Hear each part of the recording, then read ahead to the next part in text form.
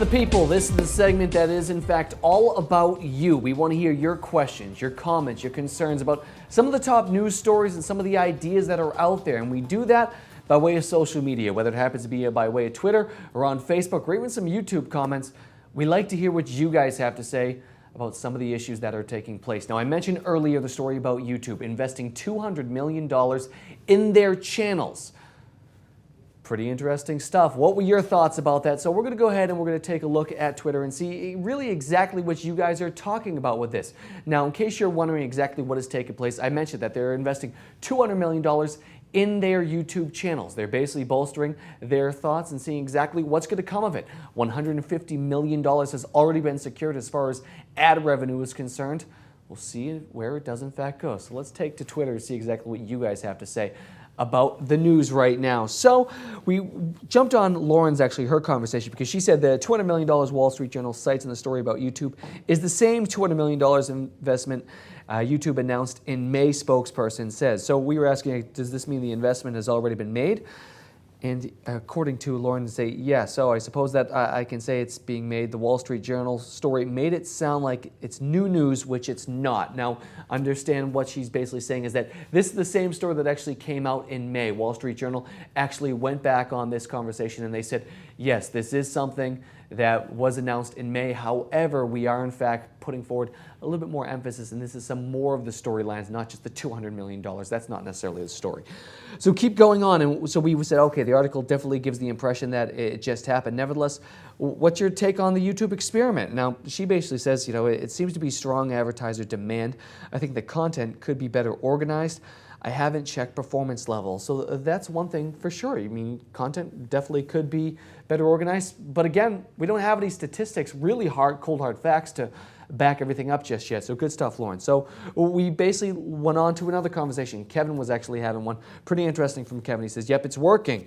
So we asked that question earlier, and he says, yeah, it's working, and I agree. We told him the funding is paying off. However, I'm skeptical on the future of the experiment. Do you think that YouTube will replace TV, or will it work in conjunction with it? He said, not that simple, though, guys. Best content creators in the future must be good at long and short form. YouTube will be on TV, and that's one thing to note, and he continues on there. Really, YouTube is on TV today, obviously, with things like Apple TV being able to, and connected TV devices being able to go ahead and look at it right there, just tweaking the experience by accelerating development of ad-safe, lean-back content. Interesting right there. Good stuff, Kevin. Appreciate that. So Zachary, he's also talking about this, says YouTube still taking steps towards more of a TV experience rather than just video sharing. So he said, it appears that there's no room in the future for televisions. Are you going to miss them, or is YouTube's approach a good one? Well, I think it's great, Zachary says, and I don't think TVs will fade out, but Source will.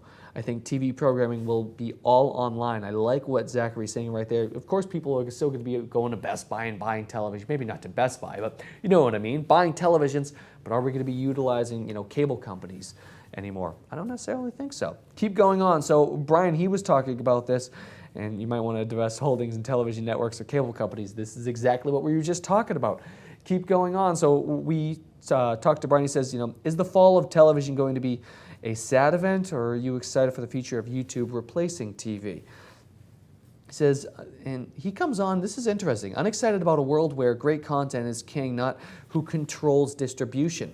That's interesting right there. I understand what he's saying right there. Pretty cool indeed. So keep going on. We have to get to a couple more tweets. We got a lot of people talking about this. It's very, very cool to see how many people are discussing this. This one from Nick.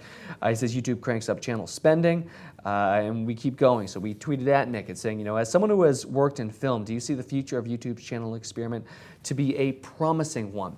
Now Nick had a pretty good comment right here. This from saying, the YouTube channels are a good start, but compared to TV, which are trying to emulate, they're spending pittance. Exactly. Think about that, what they're spending in comparison. That's something to really note.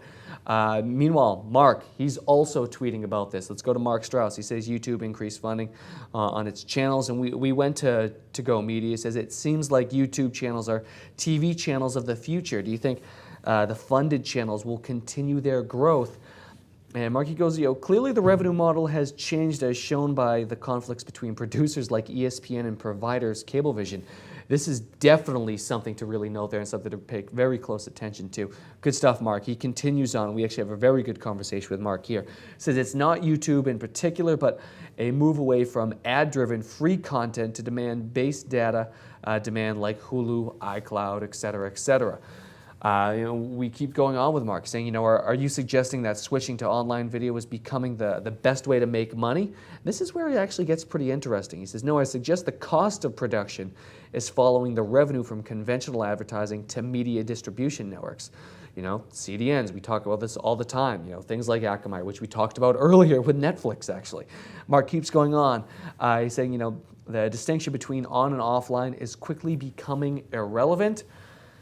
And he says, what are your thoughts? So my thoughts right here, Mark, I appreciate your comments, but look what we're doing right here on the Pulse on Marketing. I think this almost speaks for itself. Original content created in-house, not being distributed on cable television networks, but in fact on its own network.